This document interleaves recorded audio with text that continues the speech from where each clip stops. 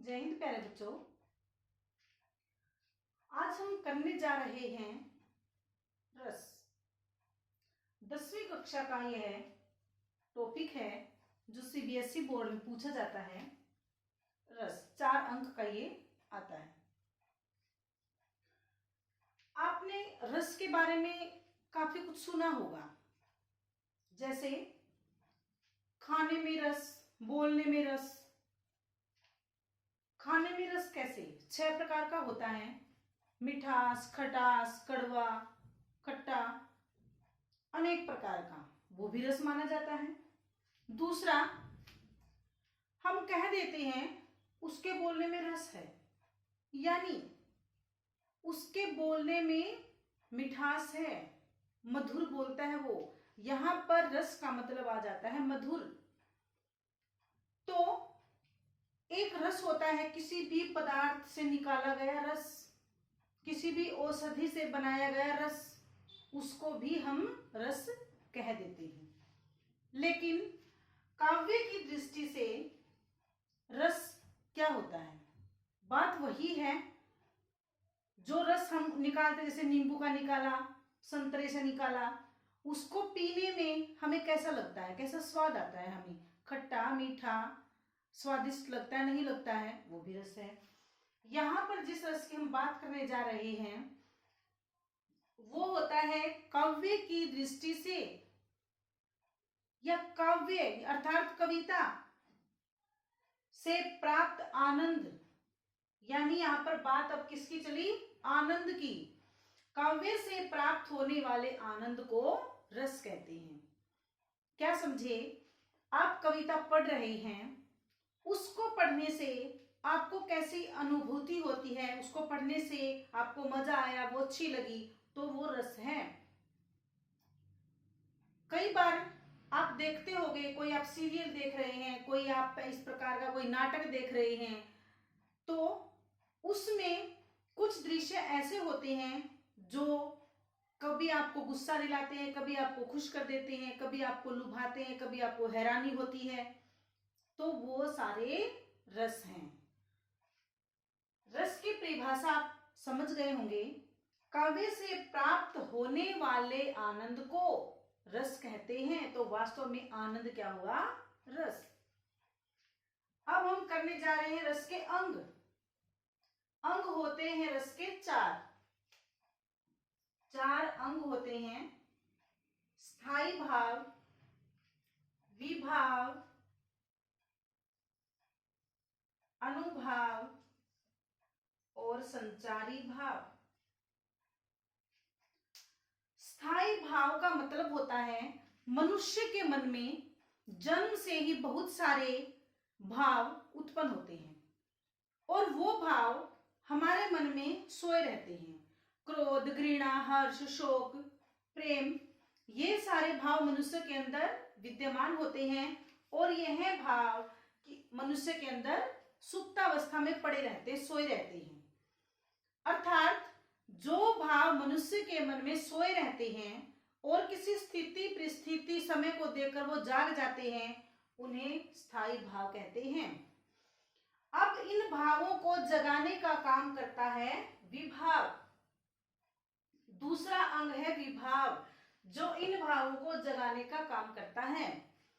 विभाव के भी हम यहाँ पर 2 भेद करेंगे, आलंबन, उद्दीपन। आलंबन का मतलब होता है सहारा लेना, जो भाव किसी का सहारा लेकर बाहर निकले, आलंबन।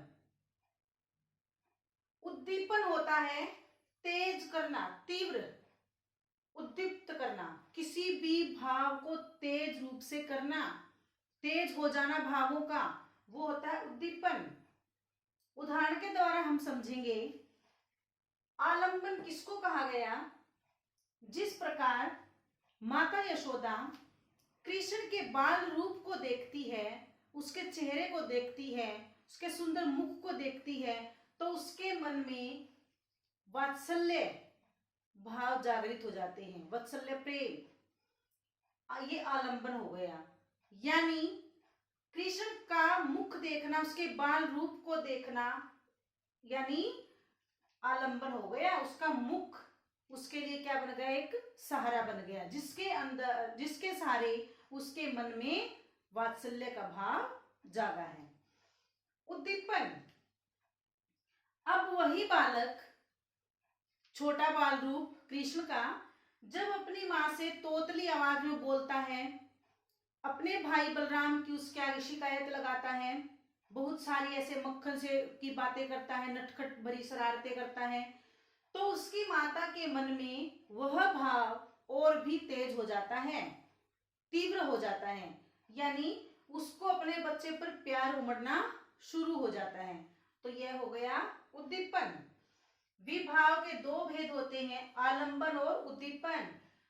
ये स्थायी भाव जो सोए रहते हैं, किसके कारण जागा, उस बच्चे के मुख को देखकर उसके मन में जो बहुत सारे भाव सोए पड़े हैं, उनमें से एक भाव जागृत हुआ है, वात्सल्य भाव। तो अब वो तेज कैसे हुआ, उसकी क्रियाएं देखकर। उसके बाद तीसरा अंग अनुभाव, अनु मतलब पीछे। जब बच्चे की तोतली आवाज को सुनकर, उसकी शरारतें देखकर माता को उसके प्रति प्रेम भाव हो जाता है अधिक, तो उसके बाद क्या क्रियाएं होती हैं, उसके बाद में होने वाली क्रियाएं अनुभाव कहलाती हैं। जैसे माँ अब बच्चे को गोद में उठाएगी, उसको ऐसे खिलाएगी, बलाएं लेगी, चूमेगी, वो सारी क्रियाएं होती हैं अनुभाव पीछे। इसके बाद में होने वाली क्रियाएं अनुभाव कहलाती हैं। बाद में जागने वाले भाव, अनुभाव कितने होते हैं संख्या में, 8। उसके बाद चौथा अंग है संचारी भाव। संचारी का दूसरा नाम होता है व्याभिचारी। संचारी, संचरण करना, इनका नाम संचारी क्यों कहा गया है, अब इस उदाहरण के द्वारा हम इसको समझते हैं। माता यशोदा बच्चे को गोद में उठाती है, उसको चूमती है, तो ये नहीं है कि वो उसको हमेशा गोद में ही उठाए रखेगी, कभी वह उस पर गुस्सा भी करेगी, कभी वह उसको थोड़ा डांटेगी भी, फिर प्यार भी करेगी। मतलब वो सारी क्रियाएं संचारी भाव कहलाती है। संचरण करना मतलब एक भाव के बाद दूसरे भाव का स्वतः ही उत्पन्न हो जाना संचारी भाव कहलाता है। तो ये हो गए हमारे रस के चारों अंग। उदाहरण के द्वारा हम अच्छे से इनको समझ सकते हैं। इसके बाद हम करेंगे रस के भेद। रस के भेद 9 होते हैं भरत मुनि के अनुसार, लेकिन कुछ विद्वान 9 रस मानते हैं और कुछ विद्वान 11 रस मानते हैं। अर्थात वात्सल्य और भक्ति दोनों को कुछ विद्वान रस नहीं मानते हैं, यह केवल भाव हैं, तो इनको भाव के साथ ही रस में भी गिना जाने लगा है। रस और स्थायी भाव कहने का मतलब, पहले मन में भाव होते हैं स्थायी, जो हम कर चुके हैं, हमारे मन में ये जन्म से ही होते हैं। स्थायी भाव, कौन सा स्थायी भाव मन में है, उसी के अनुसार उसका नाम, रस का नाम दिया जाता है। पहला रस है श्रृंगार, रसों का राजा जिसको कहा जाता है। किसको कहा जाता है रसों का राजा? श्रृंगार रस को। श्रृंगार रस का स्थायी भाव होता है रति। आप तीनों समझेंगे, रति का मतलब भी क्या होता है? प्रेम। अब इन रसों में हम 3 प्रकार के प्रेम की बातें करते हैं। श्रृंगार का स्थायी भाव भी प्रेम होता है, वात्सल्य का भी प्रेम होता है और भक्ति का भी प्रेम होता है। तीनों प्रेम में क्या अंतर है?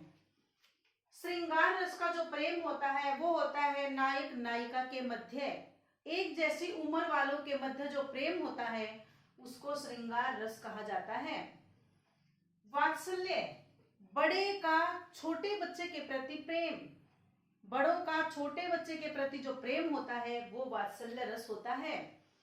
भक्ति भी प्रेम में गिना जाता है, भक्ति का स्थायी भाव भी प्रेम होता है, लेकिन वो देवता विषयक प्रेम होता है। भगवान के प्रति जो प्रेम होता है, या कई बार माता पिता को भी भगवान की श्रेणी में रखा जाता है, तो वो प्रेम भी भक्ति रस में गिना जाता है।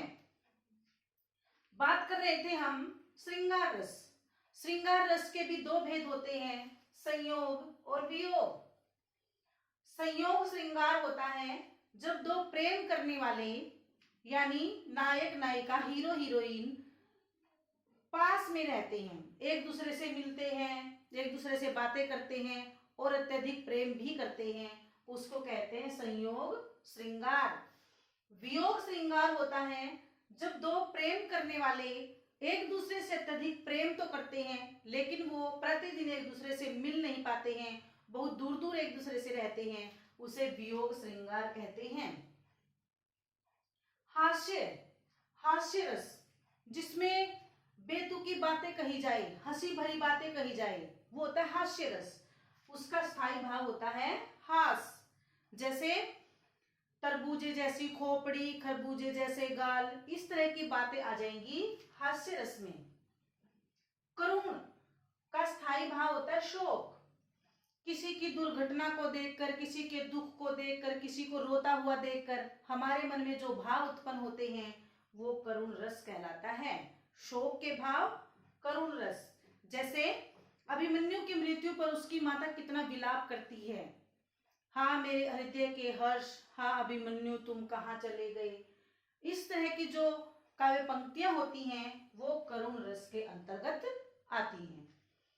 रौद्र रस का स्थायी भाव होता है क्रोध। जब मन में अत्यधिक क्रोध हो जाए, भौहें चढ़ जाएं, चेहरा लाल हो जाए, किसी के अत्याचार को हम सहन ना कर पाए, उसको मारने मरने पर हम उतारू हो जाते हैं, तो वहां पर होता है रौद्र रस। क्रोध मन में जागता है तो क्रोध भाव से रस कौन सा हुआ, रौद्र। उसके बाद वीर का स्थायी भाव होता है उत्साह। मतलब हमारे मन में कोई काम करने का जुनून है, जोश है, किसी के दुख को देखकर हम उसके दुख को दूर करने की जो भाव मन में आ जाते हैं वो भी उत्साह है। स्वतंत्रता के समय की कविताएं सुनकर हमारे मन में जोश की भावना जागृत हो जाती है, तो वो सारी आती हैं वीर रस में।